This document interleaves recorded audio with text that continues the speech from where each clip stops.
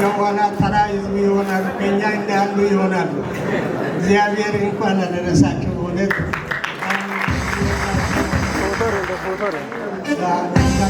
ከዚህ በኋላ ነው በደንብ የማውቃት። ኤርምያስን በጣም ነው የሚያውቀው የሚወደው። የሰማይ አምላክ እግዚአብሔር አከናውኖለታል። ስለዚህ ደስ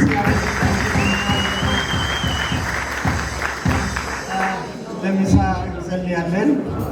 ለምሳ ብቻ ሳይሆን እግዚአብሔር መጨረሻቸውን እንዲያሳምርላቸው እንጸልይ። ቅዱስ ቅዱስ ቅዱስና ዘላለማዊ የሆንክ እግዚአብሔር አምላካችንና አባታችን ሆይ ስምህ ለዘላለም የተባረከ ይሁን። መልካምነቱን ሁላችንም አይተናል። ስምህ ለዘላለም የተባረከ ይሁን። እግዚአብሔር ሆይ ይህንን ቀን ሊያዩ ሙሽሮች እንደጸለዩ የጸሎት ርዕስ የተሰጣቸው ወገኖች እንደጸለዩላቸው ሁሉ እናስባለን። ዛሬ የሁሉም ጸሎት ተደምሮ ካንተ ዘንድ እንዲሆን መልስ መጥቷልና ስምህ ይባረክ። በጌታ በኢየሱስ ክርስቶስ ስም ጸልያለሁ። ሰው ብቻውን ይሆን ዘንድ መልካም አይደለም ያልክ አምላክ አንተ ነህ። ወንድ ብቻውን እንዲሆን፣ ሴት ብቻዋን እንድትሆን፣ እድሜያቸው እየገፋ እንዲሄድ ያንተ ፈቃድ አይደለም። አባታዊ ደግሞ ማን ከማናችቱ ጋር ማናችቱ ከማን ጋር እንደምትሆን የምታውቅ አንተ ነህ። አንተ ደግሞ አዋቂ ነህ። ጌታዊ ወገኖቻችንን ስለመራሃቸው ተመስገን።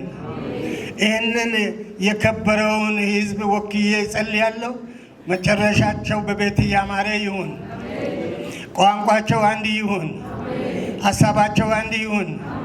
ዓላማ እቅዳቸው አንድ ይሁን። ፍቅራቸው እንደ ቃሊ ጌታ ሆይ ይሁን። አምላካችንና አባታችን የፍቅር አምላክ የዘላለም አባት ስም ብሩክ ይሁን።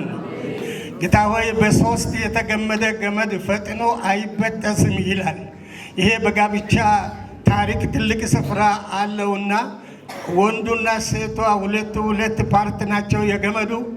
ሶስተኛውና ዋነኛው አንተ ነህ። ካንተ ጋር የተጣመሩ ይሁኑ። በጌታ በኢየሱስ ክርስቶስም የተባረኩ ይሁኑ። ዛሬ ብለው የሚጀምሩት ትዳራቸው እስከ ሕይወታቸው መጨረሻ ድረስ እንዳማረ እንደሞቀ ይቀጥል።